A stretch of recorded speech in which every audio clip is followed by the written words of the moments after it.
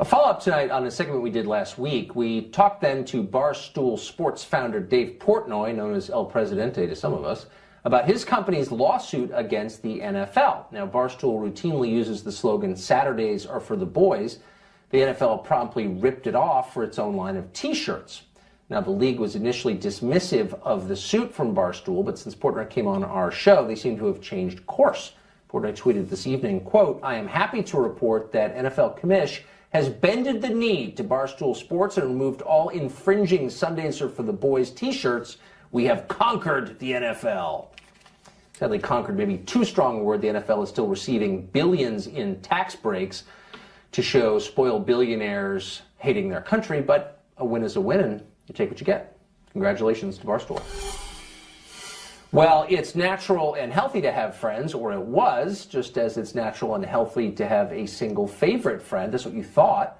But something being natural and healthy doesn't mean that somebody won't find a way to ban it. In a recent article, psychologist Barbara Greenberg endorsed efforts by schools in this country and in Europe to abolish best friends. You can never make it up. She says the existence of best friends is exclusionary, which of course is true by definition, and causes emotional distress. Nell Daly is a psychotherapist, and she joins us tonight. Nell, thanks for coming on. Hi, thank you, Tucker. Thanks for having me. So this is what...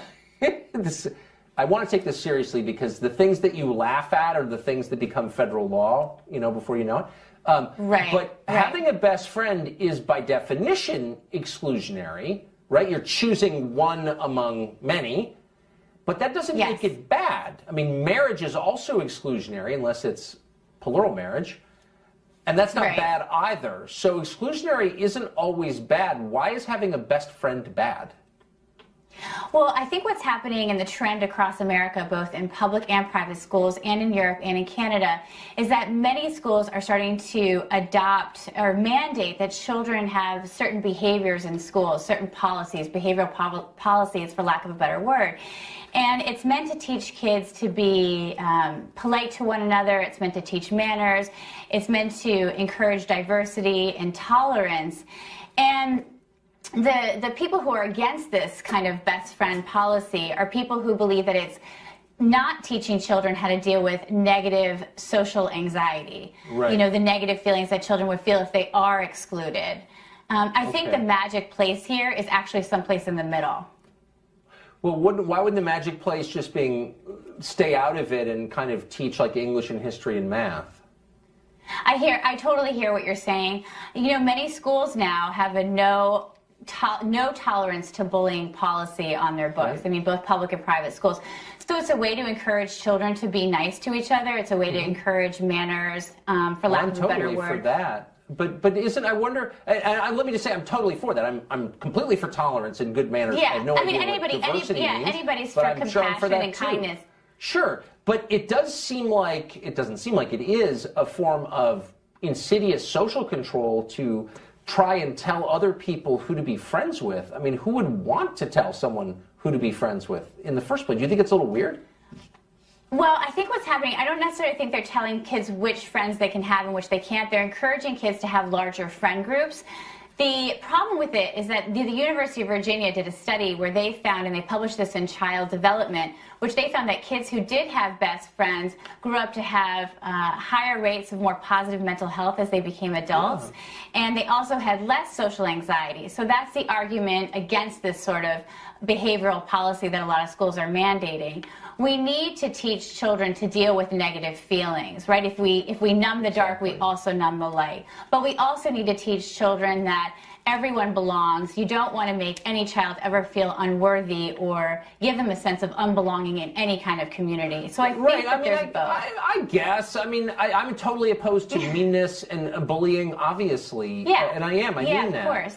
But I also think these issues are enormously complex, and the kind of people who teach school probably not equipped to handle these issues better than, say, the parents of the child. And I guess as a parent, I resent the idea that someone I hired to teach my kids facts is intruding into really personal questions like who you're friends with or how many friends you have. Like, why don't they stay out of that stuff completely?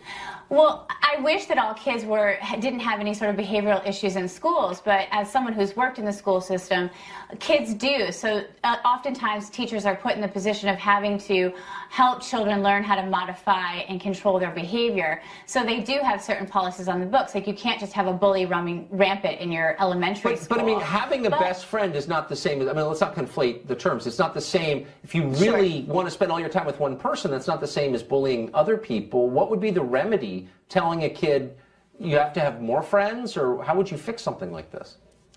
I think that they're trying to avoid children having cliques. So what they do is they try to get children to play with larger groups of kids and sort of run in larger packs with each other.